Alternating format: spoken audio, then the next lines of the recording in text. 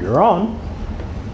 Good afternoon, friends. Sorry for the technical difficulties. You know, sometimes in science, stuff happens, but now we're back on point. Again, my name is Ian, and welcome to another virtual MOSI broadcast. And here today, we're going to talk about dissection. We're actually going to do a dissection, and we're going to look at the heart's lung of a sheep. The way we get them is for persons who like to eat leg of lamb and rack of lamb and lamb chops. What happens is the butcher actually takes out the pluck, spelled P-L-U-C-K, to actually pluck it out, and it is the trachea, heart, and lungs of the animal.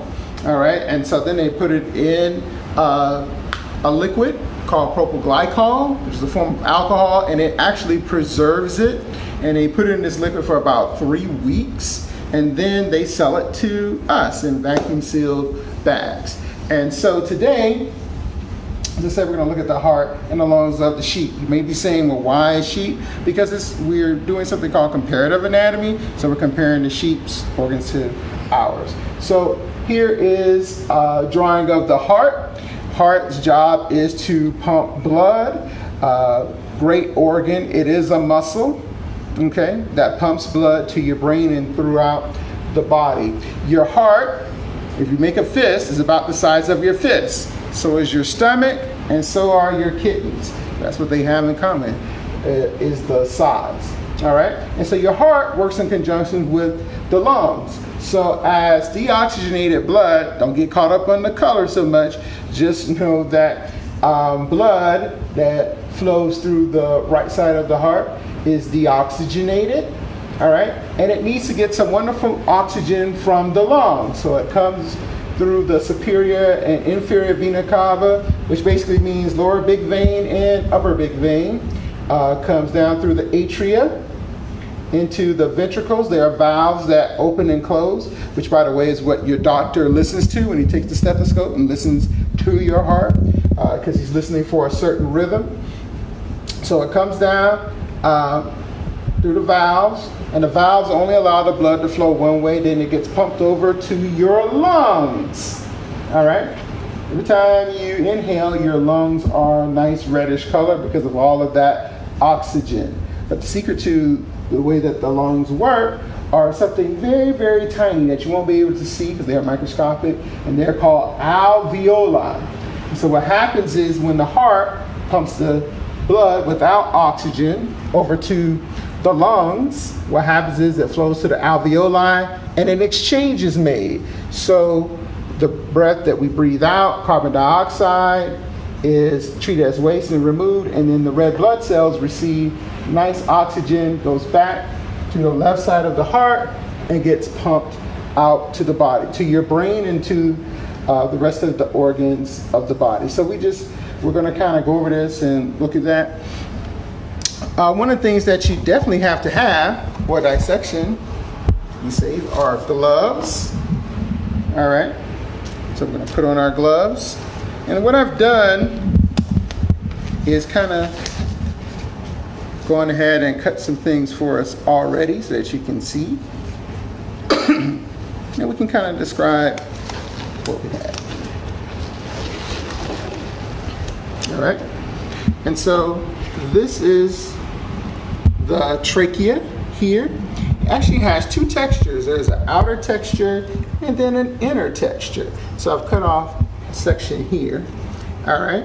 Now, every time you inhale, you're taking a deep breath. Every time you inhale, you actually create a vacuum with your chest. So it's important that the lining of the trachea is kind of smooth so it can get through, the air can travel through the trachea into your lungs so that your red blood cells, which travel throughout the body, delivering hemoglobin and other nutrients, so that they're able to deliver it to the different cells of the body faster. And then the outer section here, it's kind of ruffly, has bumps on it, feels rather bumpy. Those are cartilage rings. Also, every time you inhale, all right, those rings expand, and when you exhale, they contract so that air can travel better, all right, through the trachea and into the lungs. Now these organs here, these are actually parts of different glands which help the sheep to develop, which is located right here on the other side of the trachea. And speaking of lungs, that's what these are. These are the lungs of the sheep. Now, cool thing about your lungs, you probably didn't know, especially as you're growing and you're getting older, if you were to take a set of adult lungs, and let's say that you could peel it like you would an apple or a fruit, and then lay it out over an area kind of like the size of our room, or actually even a little larger, you'd be standing on something about the size of a tennis court. That's how tightly bounded they are. Now, your lungs are muscular and they're also squishy, tissue. They're like sponges. You have to be careful when you're around the water because you only need about 3 inches of water to drown. So you have to be very, very, very careful. And so here with the lungs, you're kind of able to see that they're kind of pliable. And I want to show you a couple of things. All right. So first, I want you to see these little holes. Hopefully you're able to see those holes there. You see that fluid coming out? That's the preservative. So when they went through that preserving process that we talked about, which takes them about 3 weeks to do, a lot of that preservative gets absorbed by the lungs because the lungs are spongy. Okay, so they absorb a lot of that. And those are smaller, what we would call bronchial tubes that lead to the alveoli. And again, the alveoli are so small you won't be able to see them, but they're located in this area. All right, and I also cut a larger piece of the lung, and these are larger bronchial tubes. So I'm going to squeeze, and as you can see, that fluid is coming out. Here's the thing about your lungs and the bronchial tubes. A lot of persons think it's just one tube, but many of the tubes are actually what we call bivalves. So they're actually separated, and there's another tube inside of that tube, and that allows, again, the air to get to the alveolar region so that you can make that very, very, very important exchange. So these are lungs here. All right, now here, something you hear a lot about. This is fat. That's right. That's what this is. This is fat. Now, not all fat is bad because, believe it or not, portion of fat is used to make up the cytoplasm in your animal cells, in the cells of your body. All right? Certain medicines can't be absorbed without fat. In this case, this is our heart that we're going to look at next. All right, and so this was the covering. So this is the what we call pericardial sac, it's a membrane that protects the heart. And so there was fat all around it. All right, and so the heart stores fat as energy. All right, so that it can continue to pump. Here's where the problem lies. All right, so the problem lies when those fats start to creep in and obstruct those red blood cells from flowing. You can see from my model here as well. If that fat, too much fat gets in, then we can have serious issues with our heart, heart attack, all kinds of bad things can happen. So that's why we have to be aware of what we're eating and want to make sure that we're exercising and doing those things. Very, very important. All right, now, here is the picture, and this is actual sheep's heart. If you wanted to know, well, gee whiz, Mr. Ian, how do I know? You talked about it's about the size of your fist, looks a little smaller. You take your pinky, put it there. This is called the apex. Put it there. If your thumb is over it, your heart is a little bit larger than this one. If you were to take your fist and if your thumb was under it, that'd be a little smaller. So my heart is just a little bit larger than this one here. Actually, would fit just like that. So that would be right and left. So we're going to already kind of opened it up.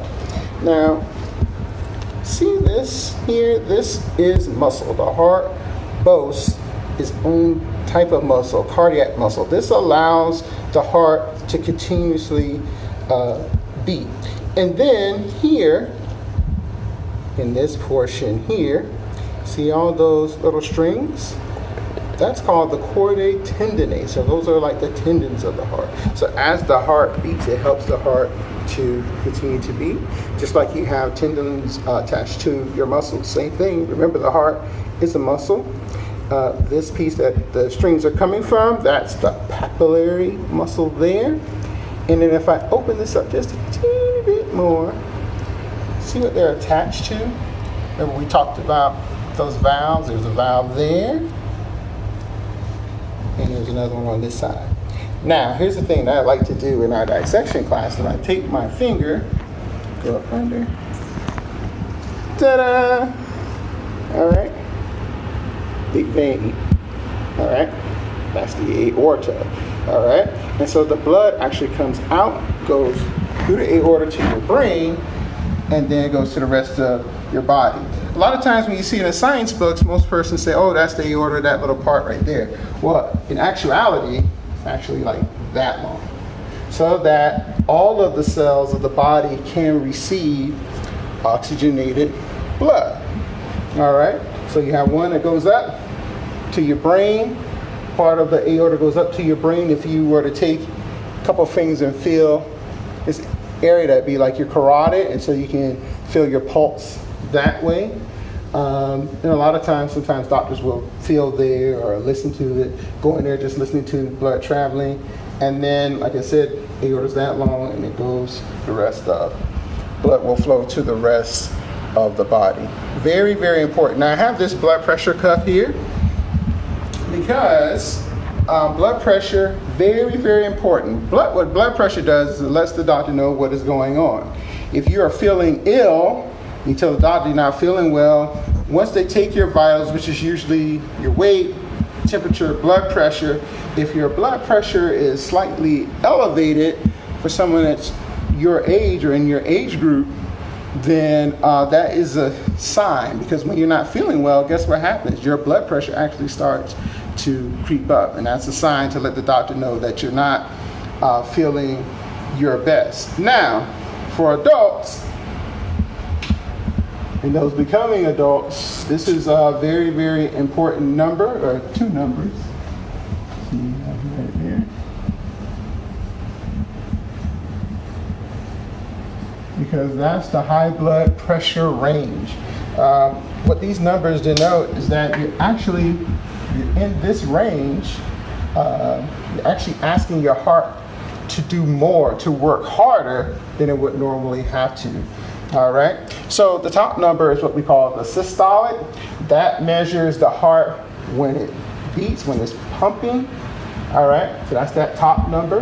The bottom number is the diastolic. That's when the heart rests for just a moment and is preparing to beat again. So you want to be very aware of that. So I know many of your parents are like, hey, you need to go outside and play. You need to tell your parents, hey, you need to come out inside and play with me, so that you can keep circulation going, so that your heart, you're helping your heart out. Because that's why a lot of times you guys are in class and you're fidgeting, because your body wants to move. It doesn't like to be sedentary. It just doesn't like to stay still like this. It likes to move and move around. Okay? And so that's what we have today for our dissection. Are there any questions? All right, no questions. Well, thank you for hanging out with me today. I know some people may think, oh, it's a little gross, but believe it or not, it is through dissections that we learn a lot about not only, of course, animal bodies, but our bodies as well, and have been able to develop all kinds of medicines and medication doing different types of dissections. Okay, so join us again tomorrow for more wonderful life science fun and more learning about you. It'll be all about you tomorrow as well. Thank you so much for tuning in to our virtual MOSI today, and remember to always keep discovering.